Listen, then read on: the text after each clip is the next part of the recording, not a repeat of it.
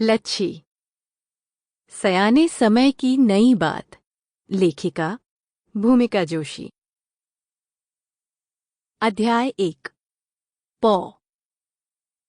अप्रैल 2013 में लंदन के Heathrow airport में अपने भारी भरकम सूटकेसों को एयरलाइन के हवाले करते समय मैंने ये तो सोचा ही नहीं था कि मैं लखनऊ पहुंचकर करूंगी तो क्या। इतना पता था कि लंदन में अब और नहीं रहना था। वीजा की अर्जी और गिनती की मेहनत करने की कोई चाहत भी न थी। इतना तो पता था कि घर पहुंचकर जल्द ही कुछ ना कुछ तय कर लूंगी, पर यह तो बिल्कुल भी नहीं पता था कि कदम और किस्मत पहाड़ों की ओर अल्मोड़ा ले पहुंचेंगे। 2013 साल ही अनोखा था, अजब भी। जहां मैं 3 साल बाद ऑक्सफोर्ड से पढ़कर और लंदन में नौकरी कर घर वापस पहुंची थी, वहीं बहुत सालों बाद उत्तराखंड के पहाड़ों में आपदा का कहर भी। गढ़वाल के कई इलाकों में और खासकर केदारनाथ, बद्रीनाथ और हनुमान चट्टी जैसे तीर्थ स्थलों में भीषण बाढ़ और बादल फटने के कारण बहुत तबाही मच गई थी। लखनऊ पहुंचकर मन में ये इच्छा तो घर कर गई थी कि कहीं जाना है तो अल्मोड़ा। दिल्ली में कॉलेज के दौरान बिताए गए दिनों और जाने पहचाने चेहरों और रास्तों से, सुनी सुनाई बातों और संभावनाओं से मन ऊब चुका था। लखनऊ में घर के आराम में कोई संभावनाएं पैदा ही नहीं हो सकती थी। अल्मोड़ा गए अरसा हो चुका था, और पता नहीं ऐसा क्यों लगने लगा था कि कुछ होगा तो वहीं। घर वालों को लगा कि ज्यादा पढ़ लिख कर माथा ठनक गया है, कोई सनक चढ़ गई है, नहीं तो लंदन की नौकरी और दिल्ली की प्रॉमिस छोड़कर कोई अल्मोड़ा की तरफ क्यों लांगे भला, और वो भी उसी महीने में जब आपदा के आतंक ने पूरे देश को सहमा दिया हो।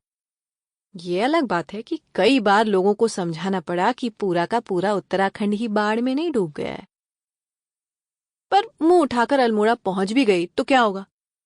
इतना सोचकर उत्साह कम न हो, इसलिए मैंने सोचा ही नहीं। ये जरूर पता था कि एक चीज है जिसके बारे में फिक्र नहीं करनी पड़ेगी, और वो है रहने का ठिकाना। अल्मोड़ा पहुंचने से पहले ही नाना नानी के घर श्री विश्वनाथ निकेतन की कल्पना ने मन को बांध लिया था। बचपन की यादों का विश्वनाथ निकेतन, मेरा ननिहाल विश्वनाथ निकेतन। कुछ उन यादों ने और कुछ उन यादों को ताजा करने के जोश ने मुझे अल्मोड़ा पहुंचा ही दिया। जाते जाते दिमाग में फिर कौंधा, करूंगी तो क्या। ख्याल आया कि जो आता है वही करना चाहिए। पिछले 2-3 सालों से महिलाओं के अधिकारों से जुड़ी मुहिमों और कार्यक्रमों को सशक्त करने और उन विषयों में लिखा पढ़ी करने का काम ही किया था।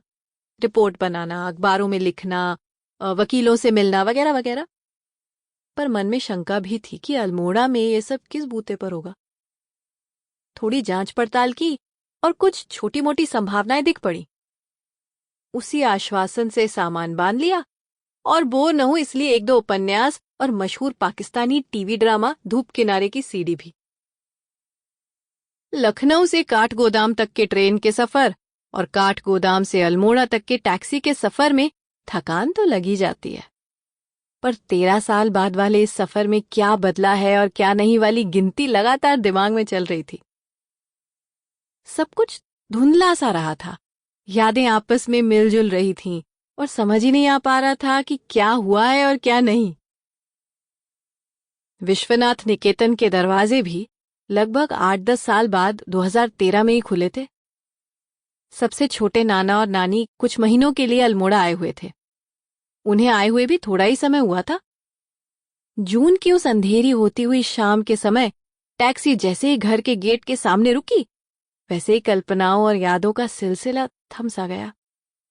पत्थर, मिट्टी, गारे और सीमेंट की इमारत ने जैसे खुद को मुझ में ही गोद दिया।